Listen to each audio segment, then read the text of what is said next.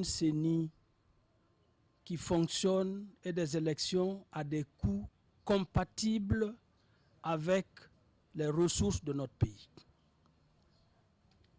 Quand nous sommes arrivés, comme je vous dis, moi je ne suis pas étranger à la chose électorale. Et si même je ne me suis pas préparé à être président de la CENI, j'ai toujours réfléchi à la question électorale. Vous savez que le coût électeur, quand nous sommes sortis des élections de 2015, était de 6 700 francs environ par électeur. Si vous avez 5 500 000, vous multipliez 6 700, vous avez le budget. À l'étranger, un électeur coûte 3 fois plus cher qu'un électeur en interne. Donc, si un électeur en interne nous coûte 6 700, pour l'étranger, il faut multiplier par 3. Donc, ça fait 6 700 multiplié par 3. Si vous avez un attendu de 2 500 000 électeurs à l'étranger, ils vont vous coûter autant cher que les Si le 6e ballon d'or de l'Argentin ne fait pas du tout l'unanimité, nous verrons donc ce qu'en pensent nos consultants pour justement débattre de tous ces points de l'actualité. Je suis en compagnie de 4 confrères de la presse nationale. Nous avons avec nous Inoussa Ouedraogo de Bendré, bonjour. Bonjour. Avec nous également Dieudonné Zungana du journal Aujourd'hui au Faso, bonjour. Bonjour. Alors Boukari Ouoba de Mutation est avec nous, bonjour. Bonjour, salut. Nous avons également avec nous Bouraima Ouedraogo du journal Le Reporter, bonjour. Bonjour, salut. Merci à tous d'avoir accepté notre invitation. Alors, j'attends d'eux qu'ils clarifient et formalisent leur demande à l'égard de la France et de la communauté internationale. Souhaitent-ils notre présence? Ont-ils besoin de nous? Je veux des réponses claires et assumées sur ces questions. Ces propos, vous le savez, sont du président français Emmanuel Macron qui s'exprimait mercredi dernier lors d'une conférence de presse à l'issue du sommet de l'OTAN. Emmanuel Macron a par la même occasion déclaré avoir invité les chefs d'État du G5 Sahel à Pau, dans le sud de la France, pour une rencontre de clarification sur la présence de la force Barkhane au Sahel.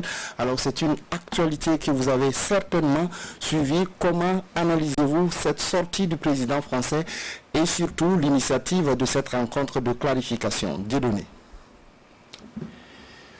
Oui, en fait, quand on écoute point de vue forme, le ton n'était pas acrimonieux, véhément, mais quand même était ferme, comminatoire. C'est-à-dire, c'est une invite, on a parlé de convocation, mais nous avons appris par la suite, par notre confrère de Jeune Afrique, que Macron avait pris le soin quand même d'informer les 5 chefs d'État du Sahel. Donc c'est une invitation, mais qui a pris la forme d'une convocation.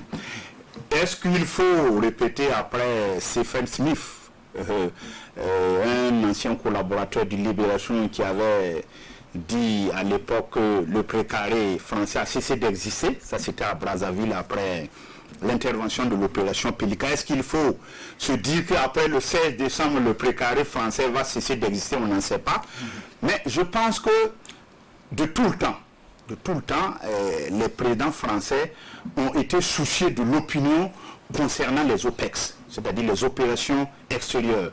C'est-à-dire, avant que les soldats français ne se déploient sur un endroit, il y a vraiment, comme je dis, un micmac de tiraillement entre le politique et puis le militaire. Or, aujourd'hui, Macron, il est soucieux quand même de son second mandat, parce que l'opinion en France est très regardante sur ce genre de... Surtout quand il y a le retour des cercueils. Et nous l'avons écrit. C'est que cette invitation intervient justement quelques jours après donc, la mort de 13 soldats français dans un accident d'hélicoptère.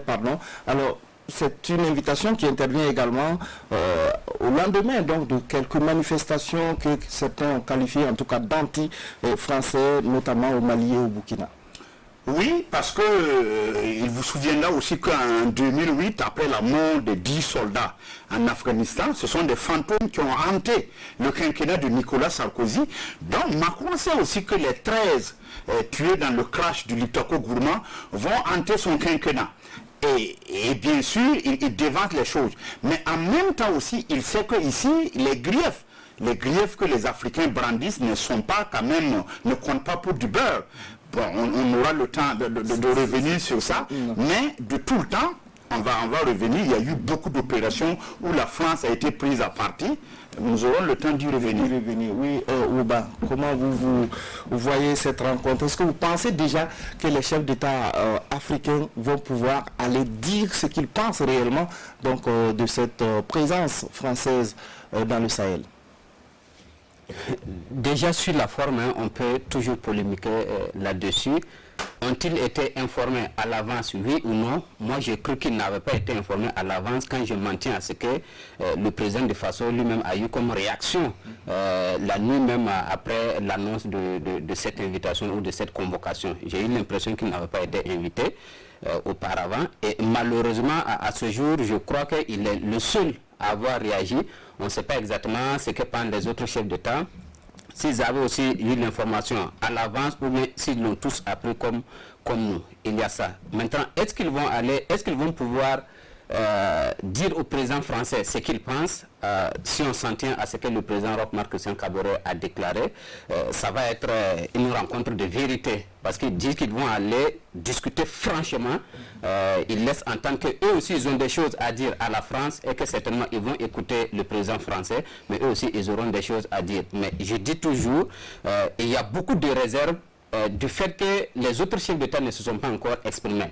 Et là, je me pose la question aussi s'il n'y a pas eu un peu de précipitation, de manque de réserve de la part du président de Faso, qui déjà donne le OK pour y aller, alors qu'on aurait pu se poser la question même de savoir est-ce que les chefs d'État africains vont répondre à cette invitation. Est-ce que ça ne va pas être un peu difficile de refuser et donc de se rendre à Pau sur l'invitation le fait de ne pas se prononcer spontanément sur la question ne veut pas dire qu'on ne va pas y aller. Ça suppose d'abord qu'on a besoin d'harmoniser nos points de vue.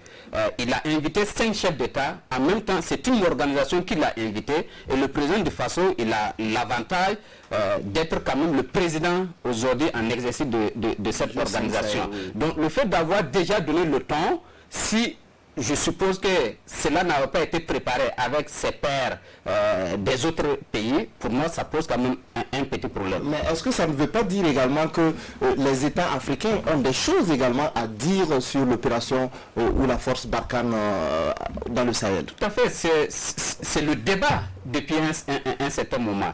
C'est ce qu'on entend dans l'opinion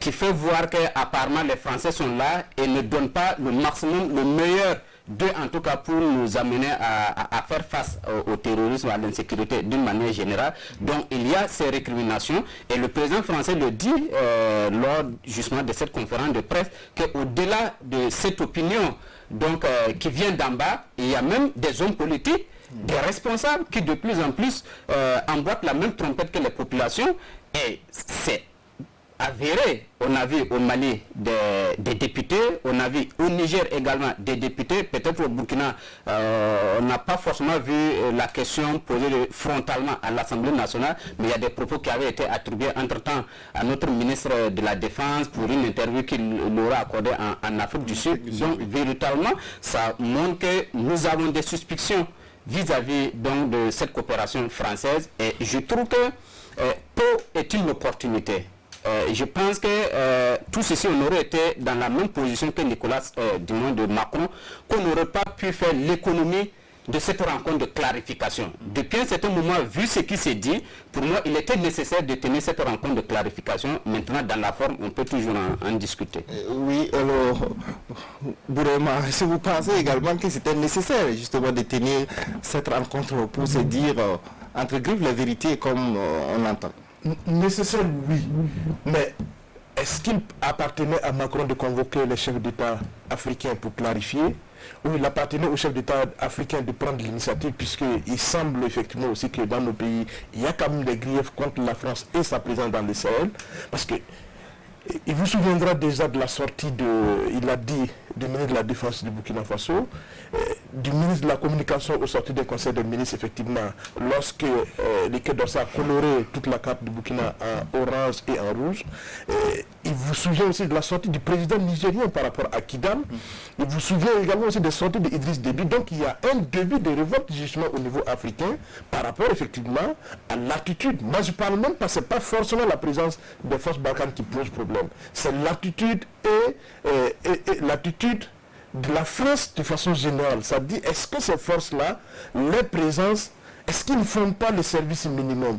Est-ce qu'il faut venir ici et attendre chaque fois effectivement qu'il y ait une demande express des autorités pour pouvoir stopper des bandes de terroristes qui pullulent dans le Sahel?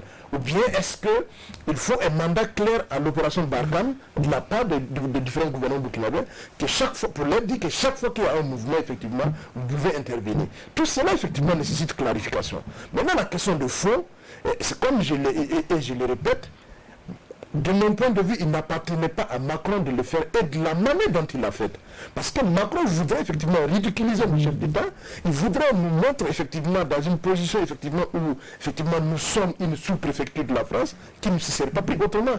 Oui, mais est-ce que là il ne faut pas comprendre Macron? Parce que quand il engage des forces, ils sont 4500 soldats français. Alors il y a des morts dans son camp. Au niveau national, voilà, des voix s'élèvent pour critiquer sa politique. Est-ce qu'il ne faut pas le comprendre aussi? S'il veut que les chefs d'État peut-être qui soutiennent cette opinion anti-française s'expriment clairement. En la matière, il y a des formes d'action. Et on est dans le domaine diplomatique. C'est pas parce que ça concerne les Africains que ça doit être fait autrement. Moi, c'est ce que je reproche au président français. Ce n'est pas l'initiative lui-même, mais c'est la manière dont ça a été fait, effectivement, qui montre qu'il y a un manque de respect vis-à-vis des peuples d'Afrique. Parce que ce n'est même pas les gouvernants qu'il convoque. Quelle image, lui, il donne de nous, Africains, s'il peut s'asseoir, convoquer le chef d'État, alors que, effectivement, les problèmes qui sont posés, effectivement, les sentiments anti-français, n'est même pas le fait des chefs d'État. En tout cas, il voudrait, effectivement, renforcer les sentiments anti-français en Afrique, qui ne se seraient pas pris autrement. Oui, nous savons si vous partagez déjà l'avis de Bourema sur cette question. Ben oui, j'irai plus loin en disant tout simplement que le président français a été arrogant sur cette question. C'est une arrogance extraordinaire. Et là, il rejoint Antoine Glaser, qui a fait un livre qu'il a intitulé Arrogant comme un Français en Afrique. Et là, Macron était là-dessus. Maintenant, l'image qu'il donne aussi, c'est que la France n'est pas encore prête à se débarrasser de sa carapace de néocolonisateur. C'est clair là-dessus. Même s'il dit clairement que ce n'est pas des visées néocolonialistes ou des visées économiques. La manière, c'est ce que ça démontre. C'est ce que ça démontre. Ils ont essayé effectivement à travers un certain nombre de médias de montrer que les chefs d'État ont été convoqués à l'avance, mais là aussi encore, ça paraît être très gros, parce qu'on a vu la réaction du président du Faso, Roch Kaboré. Donc tous ces éléments montrent effectivement que la France n'est pas prête d'abandonner et nous devons nous en rendre compte et mener les réflexions et les stratégies qui vont avec. Justement, la rencontre est convoquée. Est-ce que ce n'est pas aussi l'occasion pour nos chefs d'État de dire on parle d'abord de la forme. La forme n'a pas du tout été bonne. Maintenant, dans le fond, oui, comme les uns et les autres l'ont dit, on a besoin de clarification. Quand même, ça fait quelques années que la France est dans le Sahel, que la France fasse aussi son bilan. Et on verra. Pour le cas spécifique du Burkina, il y a eu quand même l'opération Bourgou 1, 2, 3 et 4. Que la France nous fasse le bilan quand même de ces opérations. Bon, on a vu le G5 Sahel, les armes. Ça fait 3 ans que la France, à la limite, bloque. Parce que les bailleurs de fonds ont débloqué l'argent, mais on n'a pas les armes. Bien entendu, ce sont des points d'éclaircissement. Alors donc, de ce point de vue-là, je pense que c'est une opportunité, quand bien même la forme n'a pas été du tout bonne, et il convient justement que nos autorités saisissent la balle au bon pour poser clairement le débat de la nécessité pour nous, soit de continuer avec la France, mais avec clairement des accords bien précis, et éventuellement, si nous n'allons pas y aller, que nous nous assumions avec toutes les conséquences que cela implique. Oui, et Dieu donné. Oui, en fait, ce sentiment francophobe là n'est pas nouveau. Je me suis amusé à regarder un peu les opérations françaises en Afrique depuis pratiquement plusieurs décennies. Bon, le record est détenu par le Tchad, hein. Par le Tchad, parce qu'il y a eu l'opération Limousin, Bison, Trionyx, Épervier, et suivi de la RCA avec Almandin, Barracuda, Sangaris. Mais à toutes ces opérations-là, il y a eu, après la polémique, je parlais tout de suite du Congo-Brazzaville, avec l'opération Pélican. Quand il y a eu l'intervention, quand les Kokoï, les Ninja, les Cobras se sont rentrés dedans, ils ont transformé Brazzaville en une immense nécropole. Et c'est là que les Français sont venus avec l'opération Pélican pour exfiltrer les ressortissants français. Mais on a accusé la France à l'époque d'avoir laissé vraiment tout. C'était le médecin après la mort. Donc en même temps, dépit des... Parce qu'il faut distinguer deux choses. Les opérations françaises en Afrique, souvent sont de deux sortes. Il y a des opérations de long terme, il y a des opérations de court terme. Et souvent, la plupart des opérations, maintenant peut-être ça tend à disparaître, la plupart des opérations, c'était pour sauver des régimes. Voilà. Au Tchad, c'est François, depuis François Combalbaye jusqu'à Idriss Déby, toutes les opérations c'était pour repousser les rebelles depuis le Tibesti qui fondaient ce Djamena. Quand on prend les licornes en Côte d'Ivoire, qu'est-ce qu'on n'a pas dit sur ça? Prenez au Rwanda, l'opération turquoise. L'opération turquoise, jusqu'à présent, est nimbée de mystère. Qui a tiré sur le Falcon? Qu'est-ce qui s'est passé sur la colline de Bicécéro? Mais avant turquoise, il y a eu une petite opération dont on n'en parle pas. Une opération française qui s'appelle l'opération Noroa. C'est-à-dire la France avait envoyé un petit corps expéditionnaire pour en fait aider Juvenal Abiyarimana contre la marche du Bonaparte de 1994. Oui, alors tout ça qui marchait sur... Non, je fais ce truc-là pour dire que les Français sont dans leur rôle. Oui. Mais à contrario maintenant, en Afrique, on a... les Français voilà. Non, il y a un sentiment. Ils sont dans leur rôle parce qu'il y a leur opinion aussi. Et on a écouté... Macron a dit qu'il n'y aura pas de soldats au Sahel tant que certaines ambiguïtés ne seront pas levées. Ces ambiguïtés, c'est quoi? Il ne peut pas comprendre qu'ils soient là. Bon, c'est Chine à ce fait, et les Africains disent, et les Africains, je reviens maintenant sur le grief que les Africains font à la France.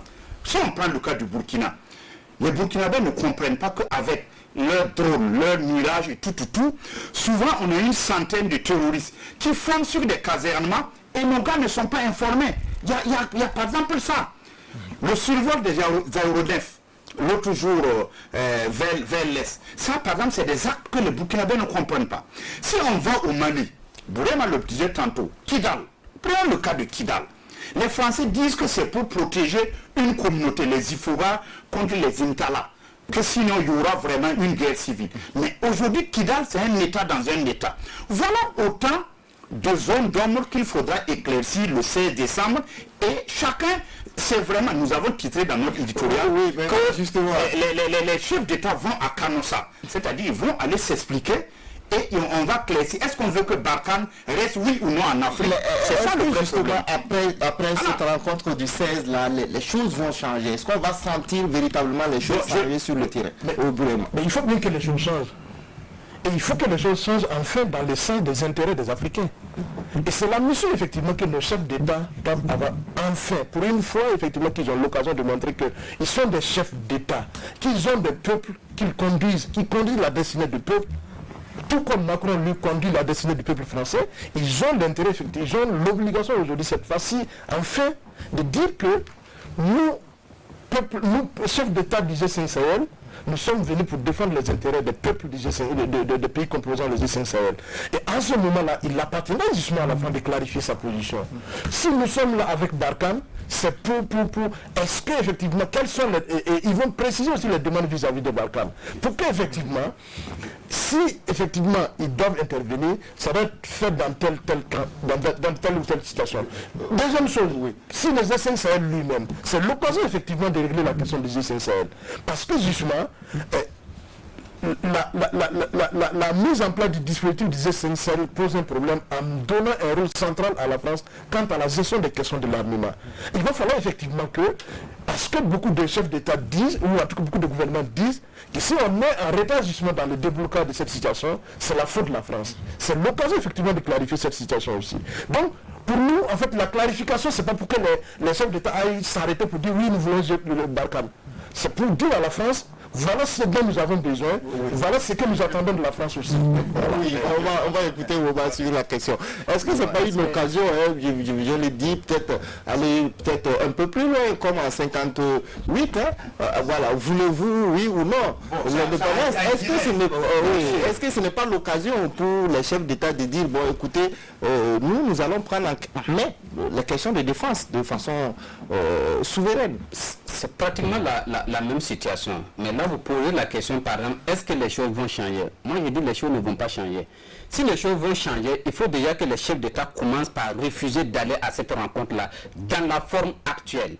Il faut qu'on amène le président Macron à différer cette rencontre-là et à revoir justement sa démarche par rapport à cette éventuelle réunion de clarification. Donc, moi, je serais d'accord que si réellement il est avéré qu'il n'y a pas eu d'informations préalables à l'endroit des chefs d'État et que Macron est allé comme ça annoncer cette invitation qui en réalité ne serait qu'une convocation, que les chefs d'État africains disent nous ne pouvons pas venir, nos agendas aujourd'hui ne nous permettent pas d'aller, il faut différer cette rencontre, on aura une autre occasion d'en parler. Est-ce que les choses vont changer réellement? Je ne pense pas, parce que je ne suis pas sûr que la France veut réellement rapatrier son arme. Moi je pense que c'est une sorte de chantage. Il se dit les chefs d'État africains n'auront pas le courage justement de venir à Pau et de s'asseoir face à face au président français et de leur dire nous voulons justement votre départ. Parce que est-ce que les chefs d'État africains, ou du moins la population africaine souvent qui manifeste contre ces militaires-là, est-ce que c'est leur départ qu'ils veulent? Il faut comprendre qu'il y a plusieurs tendances aujourd'hui dans ce qu'on appelle l'anti-français. Il y a des gens depuis fort longtemps ne veulent pas de la présence militaire française chez eux. C'est des gens peut-être qui ont une casquette d'anti-impérialiste. Voilà. Il y a des gens, pour des questions de nationalisme, de souveraineté, ne veulent pas de l'armée française chez eux. Donc ça, c'est autre chose. Et de plus en plus aujourd'hui, cette pression qu'on voit là, c'est beaucoup de populations qui, pas forcément pour des questions d'anti-impérialisme ou de souveraineté, mais pour des questions pratiques, voient qu'il y a une armée française sur le territoire burkinabé, malien, nigérien, tchadien, mauritanien et autres, mais que ces militaires français-là ne font pas le rôle pour lequel ils sont censés être là. On ne voit pas les résultats. Donc ces gens-là sont en droit aujourd'hui de demander à ce que l'armée française puisse débarrasser le frontier. Oui, donc moi, par contre, je ne partage pas le point de vue de Woba. Je pense que les chefs d'État du G5 doivent aller. Il y a un proverbe africain qui dit, on peut accepter l'appel et puis refuser la commission. À la Netsak d'Abolé, on peut accepter. Je traduis littéralement. On peut accepter. Donc, être là à dire non, parce qu'il y a quand même la sécurité de la sous-région vaut ce déplacement de Pola. Tout patriotisme et toute notre fierté de Sahélien mis à part. C'est vrai que quand on dit aller à Canossa, c'est quoi? Aller s'agenouiller. Il ne dit pas, il ne va pas de ne pas y aller, il dit de différer. Oui, mais déjà en refusant d'aller le faire, c'est un premier refus. Il y a eu est-ce que là aussi ça ne va pas permettre à la France il y a eu un précédent en 2000, je crois en 2008 avec Konaré. Chirac était allé à Dakar convoquer les chefs d'État. Et le seul qui a refusé de conférer à cette convocation, c'était ATT qui a dit que non, lui on peut pas. Konaré qui a dit que lui il ne pouvait pas aller, voilà, parce que ça ressemblait à un gouverneur colonial qui convoquait ces choses. Maintenant, est-ce que ça va changer?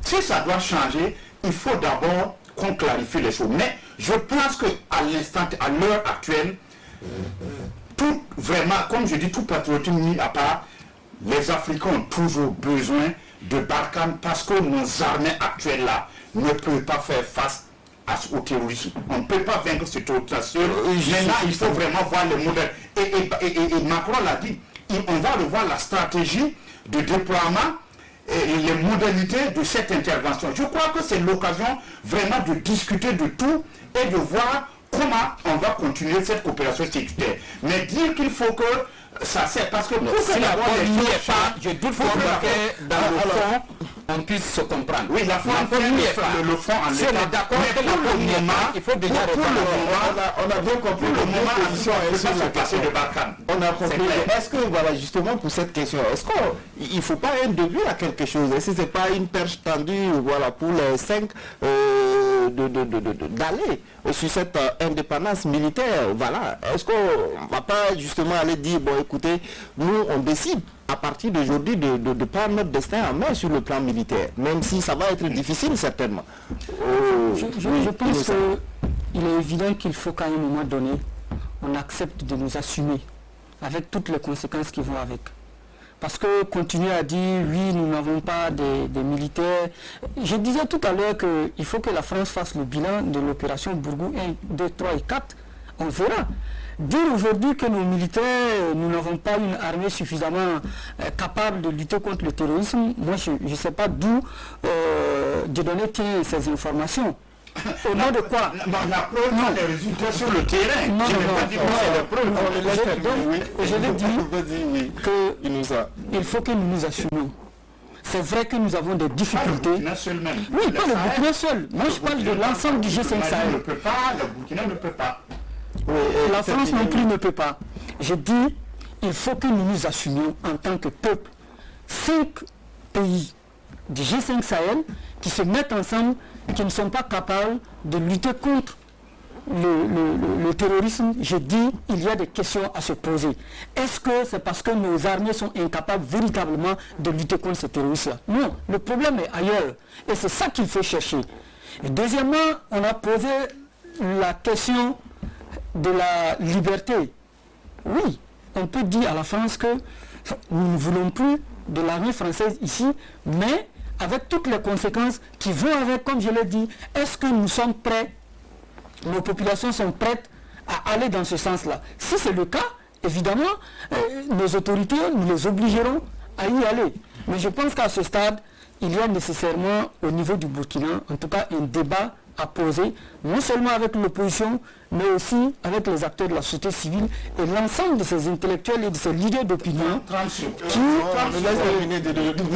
l'ensemble de ces leaders d'opinion-là qui sont contre la présence française. Il faut qu'on fasse bloc commun pour une fois, pour situer clairement les responsabilités par rapport à cette situation. Oui, alors nous avons peut-être 2 minutes pour boucler ce sujet. On ne pourra pas tout dire. Oui, juste 1 minute, Boulema.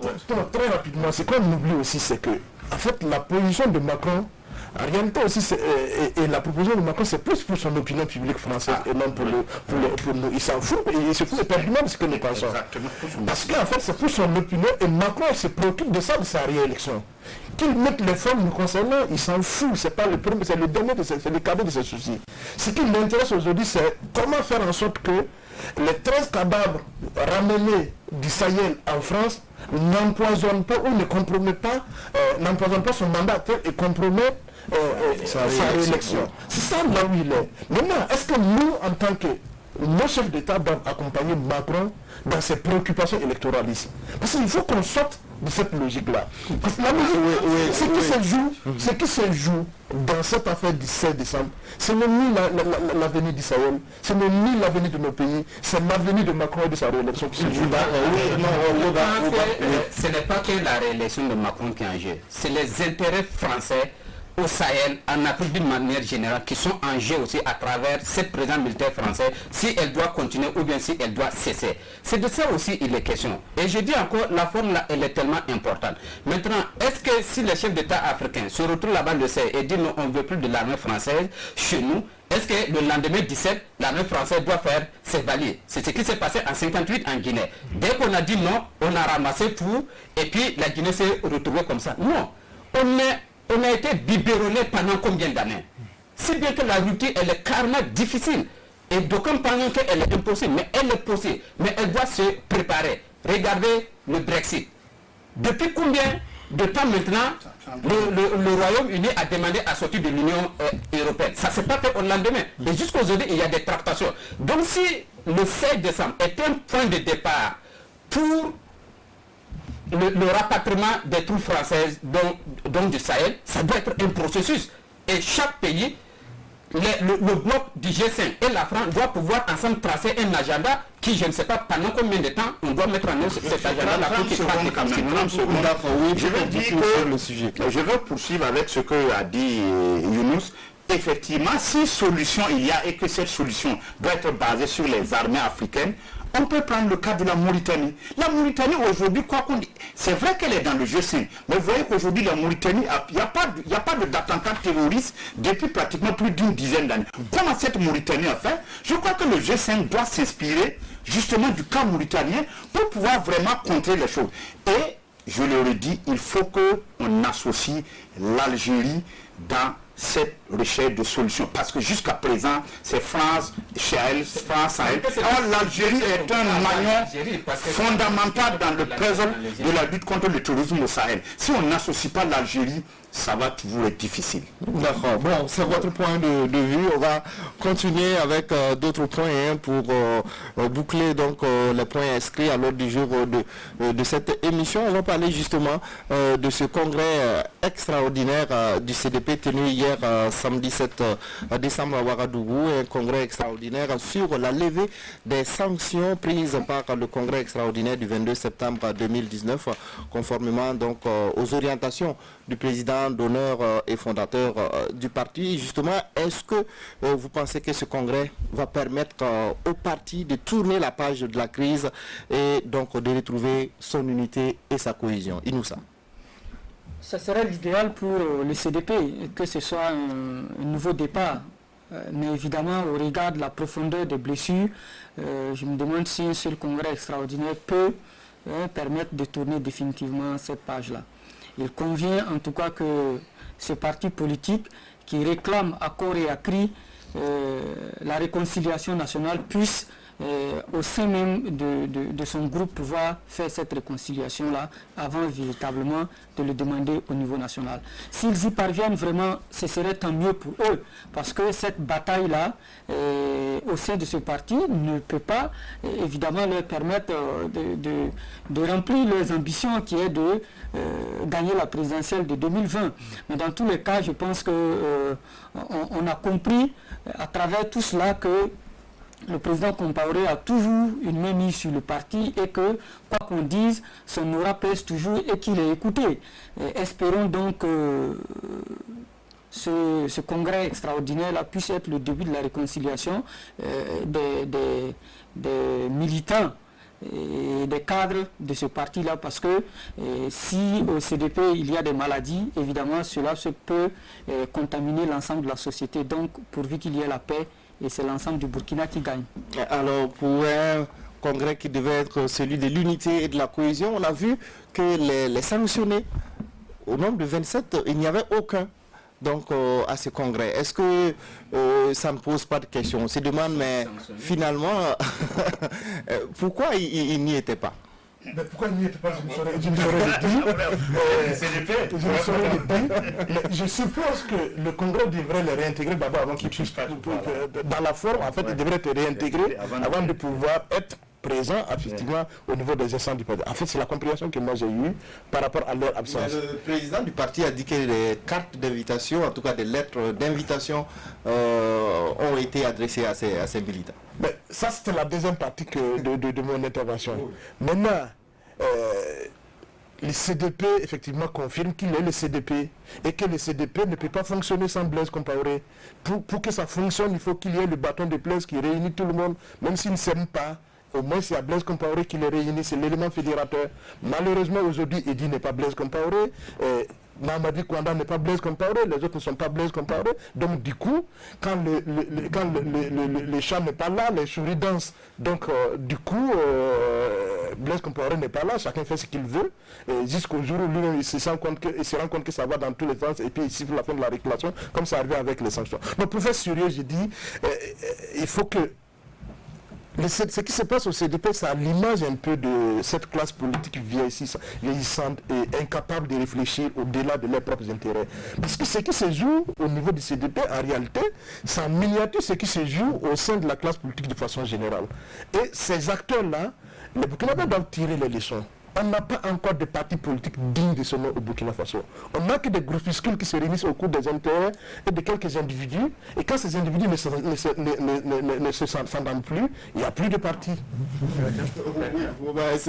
Déjà, vous partagez l'avis de Bourema sur cette question. Bien sûr. Je crois que pour moi, l'intérêt, ce n'est toujours pas ce congrès d'hier-là. Ce n'est pas ça l'intérêt. L'intérêt, c'est toujours ces lettres de Blaise Compaoré qui ordonnent de rapporter les sanctions qui avaient été prises par un congrès qui est normalement l'instance suprême et souveraine de toute organisation.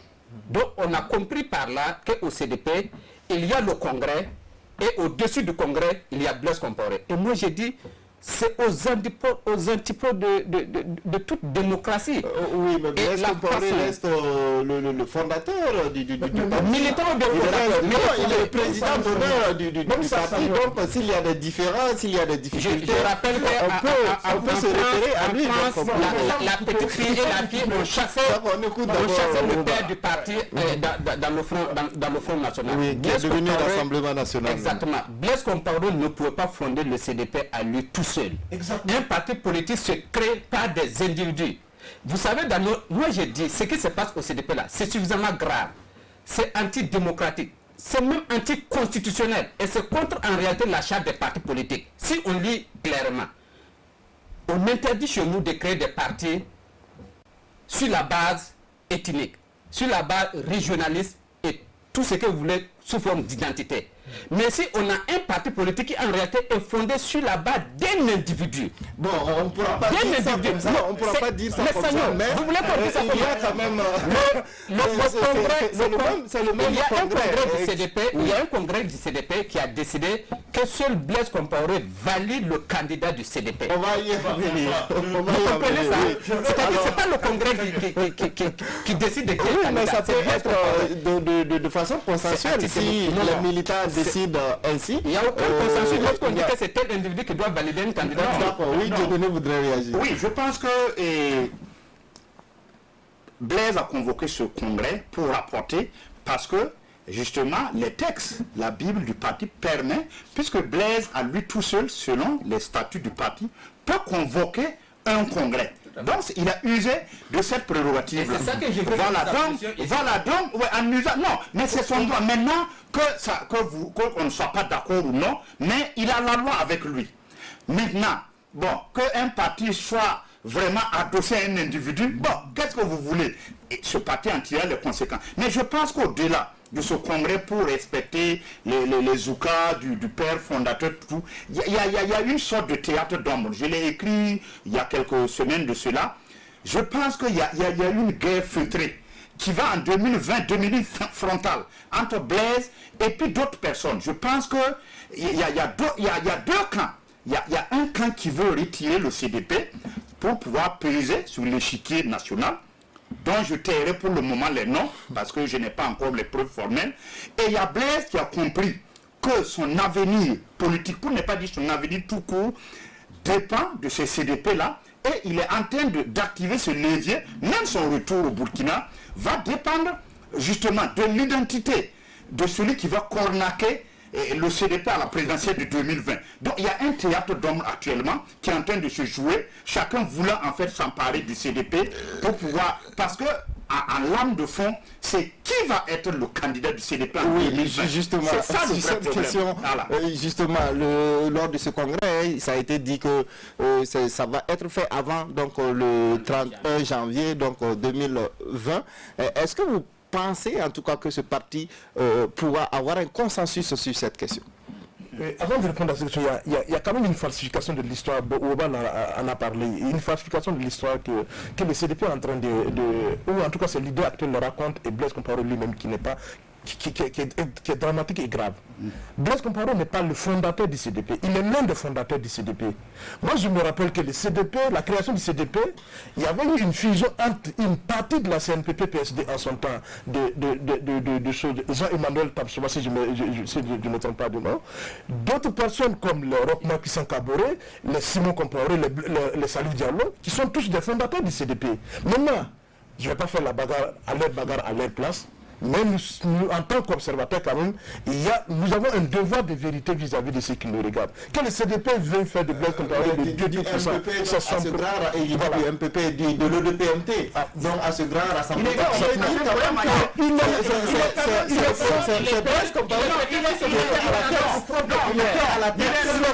était à la tête de l'ODPMT quand même. C'est l'ODPMT qui a décidé de s'il vous plaît.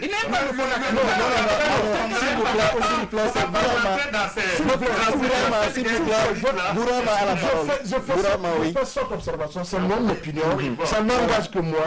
Et moi je dis en tant qu'observateur, je pense que c'est beaucoup à relève ces faits. Deuxièmement, par rapport à la candidature, moi, Dieudonné dit la bataille c'est pour savoir qui va être candidat. Mais la façon la plus démocratique dans un parti politique, à moins qu'effectivement on a la confirmation que Blaise Compaoré est tout sauf un démocrate, la manière la plus démocratique de choisir un parti politique, c'est de laisser le militant et le congrès choisir librement qui va conduire la décision du parti. Si Blaise Compaoré s'oppose à ça, c'est qu'il apportera effectivement la confirmation que pendant tout ce temps, effectivement, non, attends, j'ai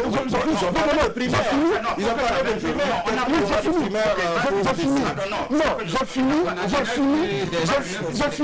parce que quand je le dis, si le congrès décide, à partir du moment où le parti donne la possibilité à Blaise Compaoré de rapporter des décisions du Congrès, même sanctionnant, qu'est-ce qui prouve que si le Congrès décide de choisir un candidat, Blaise Compaoré ne va pas décider que non, ce candidat-là, sa gueule ne me plaît pas. On arrive là. Moi, je dis aujourd'hui que c'est au Congrès de décider. Maintenant, ce qui va se passer après le Congrès nous apportera la preuve de si oui ou non le CDP est un parti démocratique et dirigé par des gens qui ont le sang de la démocratie. Mais il n'est pas interdit aussi à Blaise quand même de vouloir contrôler ce parti dont il a été quand même on n'aime pas le Deus ex machina, c'est lui qui a. Donc il n'est pas interdit. Donc ça c'est votre opinion. Mais Blaise aujourd'hui, il veut aussi contrôler ce parti qu'il a créé. Et histoire pour histoire, on ne peut pas. Ça c'est votre opinion. Histoire pour histoire, pour moi, il est le fondateur de ce parti parce que si vous vous rappelez, le congrès fondateur, quand le Front populaire a fait son congrès avec Clément Ouedraogo comme président du thème, il y a eu la naissance de l'ODPMT et l'ODPMT après s'est sabordé dans 13 autres partis. Et qui a été à la manœuvre de soi, mais chacun le disait, même ceux aujourd'hui qui sont au pouvoir, chacun ne jurait que par Blaise en disant que c'est Blaise. Je me rappelle des mots de Simon, le militant émérite du CDP. Donc aujourd'hui, on peut discuter. On peut discuter aujourd'hui qu'il est le fondateur. Mais beaucoup de militants se reconnaissent en lui. Et ce n'est pas tout. Même dans les hameaux les plus reculés, la photo, l'image même de Blaise colle au CDP, à la formation de l'EPI à la DABA. Donc aujourd'hui, ce n'est pas quelque chose qu'on peut du jour au lendemain dire qu'il n'est pas le fond. Nous asseyons ici pour dire ça. Peut-être ces subtilités-là, les populations les plus reculées ne comprennent pas ça. Alors on a bien compris votre position. Et sur la question de la candidature, est-ce que vous pensez que c'est le Congrès qui va en décider, ils vont passer par des primaires, ou bien la décision va venir? Non, selon les textes, c'est un Congrès qui doit décider. Mais aujourd'hui, justement, j'ai parlé de théâtre, donc aujourd'hui, il y a des gens qui grenouillent en bas. Pour contrôler le parti. Et quand on va arriver à contrôler ce parti, on pourra imposer le candidat. Mais est-ce que ce candidat sera le candidat des militants du CDP? Là, il y a une bagarre aujourd'hui au CDP. Il y a une bagarre. Et Bourema l'a dit, on n'a pas des militants au Burkina. On a des situationnistes. Je reprends le mot textuellement de la Julie nationale, Juliette Bonkou. On a des situationnistes au Burkina. On n'a pas de militants. D'accord, on a bien compris. Si quelqu'un veut réagir très rapidement, oui, il nous a avant. Le choix du président, du candidat du parti, je pense que Edi Komboigo a dit qu'ils vont d'abord le faire de façon consensuelle et que s'ils n'obtiennent pas le consensus, alors ils vont passer par des primaires. Et les militants vont choisir qui ils voudraient pour les représenter à l'élection présidentielle de 2020. Mais dans tous les cas, je pense que cela aussi, tout ce débat montre le dynamisme aussi qui est en train de naître au sein du CDP, dynamisme en termes de plus de démocratie, parce que c'est comme ça. Il faut s'affronter de façon démocratique avec les idées, avec tout ce qu'il faut pour être le meilleur candidat. Ce n'est pas en soi mauvais pour un parti qu'il y ait ce genre de débat de fond-là. Pourvu que cela n'implose pas le parti. Non, c'est ça. le parti peut même imploser. Mais on dit que non. Le parti peut imploser, mais ça sera l'occasion justement de voir qui sont les vrais militants, parce que c'est en tamisant et que les corps, entre guillemets, vont partir. De ce point de vue, je pense que ce n'est pas mauvais pour le CDP qu'il y ait ce débat-là. Pourvu que, comme je l'ai dit, ça ne nous s'ouvre pas sur de violence. Parce que, bon, on a vu dans ce pays aussi que par moment, les contradictions politiques se résolvent malheureusement par de la violence. Oui, on espère que ça ne serait pas vraiment le cas au Burkina. Oui, très rapidement. Je suis d'accord avec Inoussa sur le sens de ce débat-là, qui est un début de démocratie. Sauf que malheureusement, c'est une démocratie qui est verrouillée. Je vous dis, aujourd'hui, si j'étais militant du CDP, je vais attaquer cette disposition des textes du CDP qui disent que c'est Blaise Compaoré qui décide de qui est le candidat. Mais c'est pas... Voilà, donc nous reprenons l'antenne ici, donc suite à une coupure d'électricité dans nos studios. Nous espérons donc que vous êtes toujours avec nous. Wouba était donc en train de réagir sur cette crise au CDP. On va laisser donc le CDP et puis parler de cette décoration. Alors, quand on a vu cette image de Eddy Komboego avec Mamadi Kwanda, on s'est dit que bon, peut-être que tout allait bien donc dans ce parti. Alors, finalement, on attend toujours la réponse. Mais justement, pour cette décoration, il y a des politiques, en tout cas des responsables politiques qui ont été décorés à Kosiam. Alors, qu'est-ce que vous pensez de cette décoration? Très rapidement, un tour de table. Vrai, moi, ça a été pratiquement comme une première, parce qu'on a souvent reproché sous Blaise Compaoré que les opposants étaient oubliés. Et là, on voit Roch Marc Christian Kaboré qui, donc, en tout cas, sous son magistère, même si ce n'est pas lui qui est le... Voilà, qui permet à ses opposants d'être décorés. On peut quand même s'interroger là-dessus, mais on a vu d'autres aussi qui ont essayé de donner notre signification à ça, notamment Eddy, pour qui c'est la preuve qu'ils sont blancs dans tout ce qu'on leur a reproché jusque-là, que ce soit par rapport au cours, que ce soit par rapport à leurs acquaintances avec d'éventuels terroristes. Donc voilà que ça peut être interprété aussi autrement. Sinon, dans la forme, moi j'ai pensé que le président avait joué un gros coup quand même en faisant cette ouverture-là. Mais si les autres l'exploitent autrement, je crois que ce n'est pas, ça peut être mal vu aussi. Mal vu, oui, vraiment. C'est encore la preuve qu'on a affaire à des politiciens qui n'ont rien du sens de l'État. Parce que quand on vous donne une décoration, le minimum c'est de dire, c'est en reconnaissance de ce que nous avons fait pour l'État, en termes d'animation de la vie politique. Parce que d'ailleurs, c'est dans ce sens que la décision présidentielle qui le décore effectivement, dit l'avoir fait pour récompenser leur contribution à l'animation de la vie politique. Maintenant que des gens essaient d'interpréter ça à des fins personnelles ou à des fins de visibilité ou d'orientation personnelle, ça montre à quel point aussi, en toutes les situations, nos politiciens sont incapables de se surpasser pour penser au moins que c'est pas partout qu'on fait de la politique. Deuxième chose, ça c'est la première chose. Deuxième chose, Valari dit, effectivement, le président, en le faisant, donne en tout cas le sentiment que désormais, il ne devait pas avoir de clivage en termes de reconnaissance des mérites des fils de la nation. Qu'on soit de l'opposition ou de la majorité, quand il y a des apports, la nation doit pouvoir être reconnaissante et encourager effectivement ses fils qui font du bon travail dans le sens de la construction de la cohésion nationale. Et troisième chose, c'est que, c'est là où il faut pas que ce soit juste pour la forme, c'est qu'effectivement, au sortir de après cette initiative-là, on sent effectivement que les décorés, les bénéficiaires vont effectivement essayer de mériter effectivement ce qui a été fait, un travail effectivement à renforcer le dialogue politique, pas au sens d'effectivement de défendre les intérêts, mais le dialogue politique national, surtout que nous sommes dans un contexte national de crise qui demande que tout le monde se mette sur le même pied d'égalité. D'accord, oui, moi je ne vois même pas pourquoi on polémique sur ces récipiendaires là, parce que c'est des Burkinabés, c'est des citoyens. Nous tous nous avons à notre petit niveau, bon, il y a eu des mois, on a été décorés. C'est une décoration de la nation. Voilà, la nation reconnaissante pour ce que vous avez fait. Mais ce n'est pas une décoration parce que tel est de tel parti politique. Non, je pense que Edi Kombego, Gilbert Ouedraogo, Mamadi Kouana, c'est des citoyens de ce pays burkinabé. Si la nation estime qu'ils ont fait œuvre utile et qu'on doit les récompenser, il n'y a pas de... Et je pense que quand même, ça à mettre quand même au mérite, comme l'a dit Oba, bon, quand même du pouvoir actuel. Maintenant, quand on voit un Mamadi Kouanda conversant avec Edi Kombero, je crois que c'est une image d'Épinal pour dire que la politique, ce n'est pas la guerre. Quand on voit la virulence avec laquelle Mamadi Kouanda souvent écrit dans les journaux contre Edi, et qu'on les voit en tout cas en train de converser, de lire, bon, on ne peut être que vraiment content de voir quand même que ces deux-là, au-delà de leur divergence politique, ce n'est pas, on ne sort pas les coupes-coupes. Donc, moi je pense que c'est surtout ça qu'on retient. D'accord, oui, Inoussa. Oui, je vais dans le même sens que les autres pour dire que c'est une bonne chose parce que cela peut contribuer à la réconciliation tant souhaitée par la classe politique et particulièrement ceux du régime déchu. Donc c'est un bon début.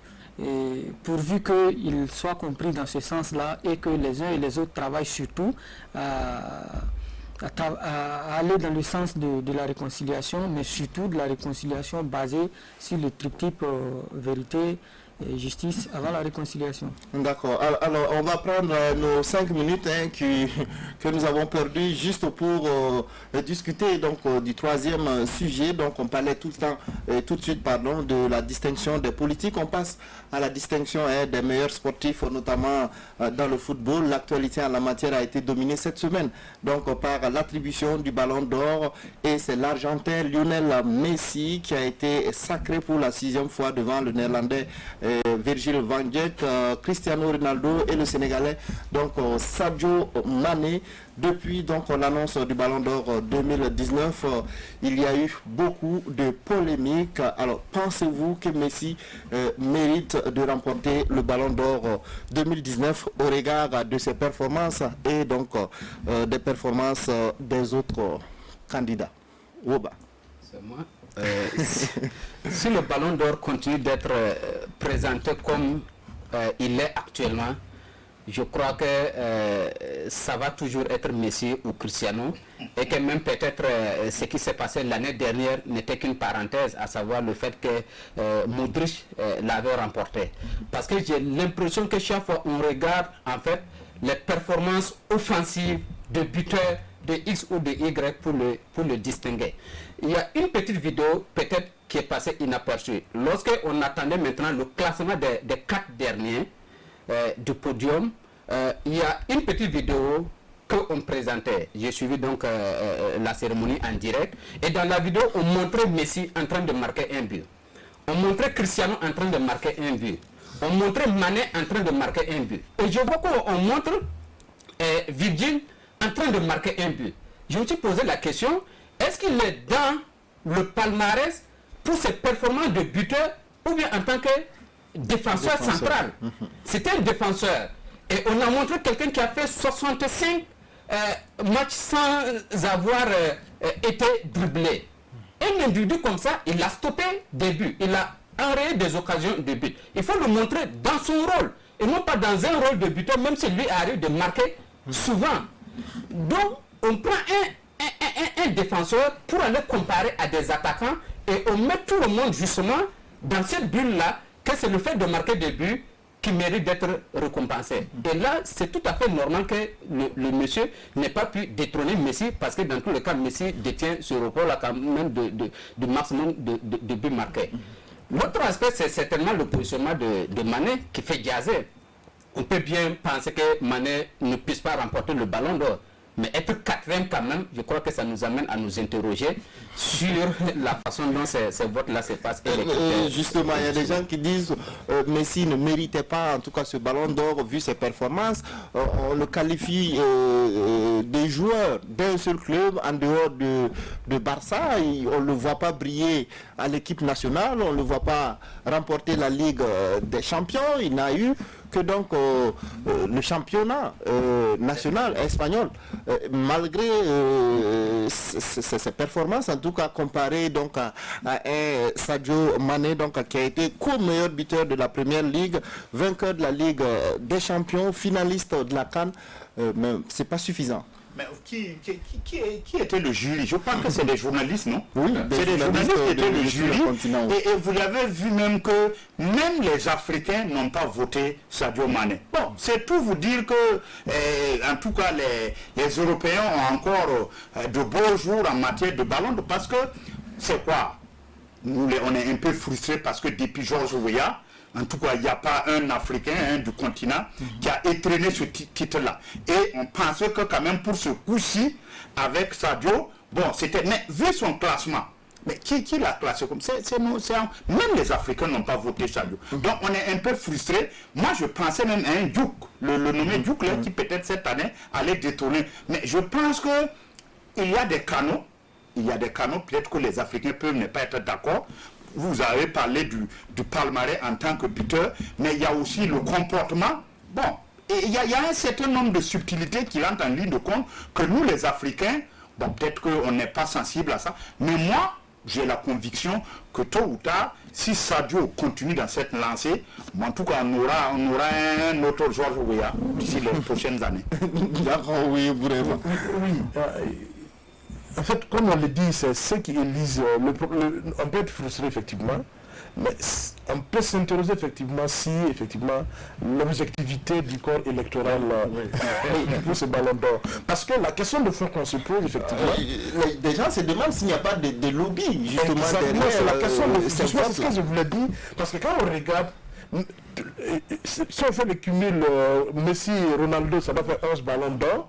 Mais quand on va regarder effectivement ces 11 ballons d'or, depuis le début qu'ils l'ont eu les deux, peut-être qu'on va avoir...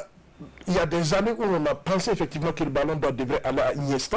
Il y a des années où on a pensé que en tout cas ça devait aller à quelqu'un d'autre. À Eto'o, à Samuel Eto'o fils. Oui. Cette année, on a pensé que ça pouvait aller à Sadio Mané, mais on a comme l'impression effectivement que ces deux joueurs-là doivent avoir effectivement des directeurs de campagne très puissants qui arrivent effectivement à influencer au-delà du palmarès sur le terrain, parce que ce qu'on a vu effectivement, normalement quelqu'un comme Messi ne devrait pas aligner les ballons d'or parce qu'il ne brille qu'avec l'équipe du Barcelone, avec le Barcelone FC. En équipe nationale, il n'a même pas pu, depuis le début de sa carrière, obtenir un seul titre. Mané, plus jeune que lui, il est champion de choses comme Champions League. Il a remporté la Champions League, finaliste de la CAN avec le Sénégal. Ils ont été mondialistes. Donc il y a quand même un palmarès au-delà du club aussi qui devait jouer à sa faveur. Mais c'est toujours Messi. Iniesta l'avait fait avec Barcelone FC. Il a remporté la Coupe du Monde. Il a remporté la Coupe d'Europe. Mais malgré tout, c'est Messi qui remportait. Bon, allez-y comprendre qu'est-ce qui se passe au niveau de ce corps électoral. Justement, en tout cas, c'est un peu ambigu pour beaucoup de personnes, Inoussa. Bon, pour moi, c'est pas ambigu, puisque on l'a dit ici, c'est des journalistes qui votent. Il y a des Africains qui ne prennent pas à ces votes-là. Ils n'ont pas voté. Ils n'ont pas voté Sadio Mané. Bon, voilà, c'est comme nos élections. On aurait pu dire que Roch n'était pas le candidat idéal et qu'il y avait d'autres candidats, mais les gens ont choisi, c'est lui qui a gagné. Donc je pense que c'est qui a gagné, c'est le plus important. Donc pour moi, il faut qu'on soit fair play. Soit on revoit les mécanismes de choix du ballon d'or, c'est dit il faut par exemple remporter dans son propre pays un trophée international ou en tout cas la CAN ou la Coupe du Monde. Voilà, il faut qu'on définisse des critères, ou encore l'euro, ou encore il faut que d'autres personnes en dehors des journalistes prennent part donc à ces votes-là, c'est dit les d'autres sélectionneurs. Et il faut en tout cas clarifier les choses pour ne pas qu'on ait toujours l'impression que c'est parce qu'on est africain qu'on ne gagne pas le ballon d'or. Mais justement, il y a beaucoup de consultants qui ont fait cette analyse. Oui, mais quand même, Georges Weah a eu ce ballon d'or-là. Il est le seul. Il est le seul africain. C'est votre africain, c'est pourquoi j'ai cité Iniesta. Iniesta n'est pas africain. Oui, mais ce n'est pas européen. Il est sud-américain. Il joue dans un camp de... Non, c'est pour dire que, loin des polémiques, il faut qu'on soit fair play et qu'on accepte de continuer de travailler. Peut-être que ça viendra. Oui, il y a des critères qui ne sont peut-être pas suffisants ou peut-être que les gens ne regardent même pas les critères pour voter. Il y a au moins 3 critères. C'est le palmarès individuel et collectif. Donc on regarde comment le joueur se comporte au cours de l'année ainsi que ce que son club a peut-être gagné. Il y a la classe ou le comportement du joueur, c'est-à-dire son talent personnel et aussi le fair play donc en termes de comportement. Et enfin, il y a toute la carrière aussi qui compte. Et on a l'impression que justement ce qui milite toujours en faveur de quelqu'un comme Messi ou de Cristiano, c'est difficile de les juger en 2019 et en ne regardant que leur performance de 2019. On va toujours avoir à l'esprit toute leur carrière. Et on est tous d'accord que ces 10 dernières années, ce sont les 2 étoiles qui illuminent pratiquement toute la sphère mondiale. Et ça pose véritablement problème. Oui, mais ils sont toujours là, mais ils n'arrivent jamais à décrocher. Moi, peut-être si j'avais une observation à faire ou des propositions, c'est un peu comme on vient de le faire cette année pour les gardiens.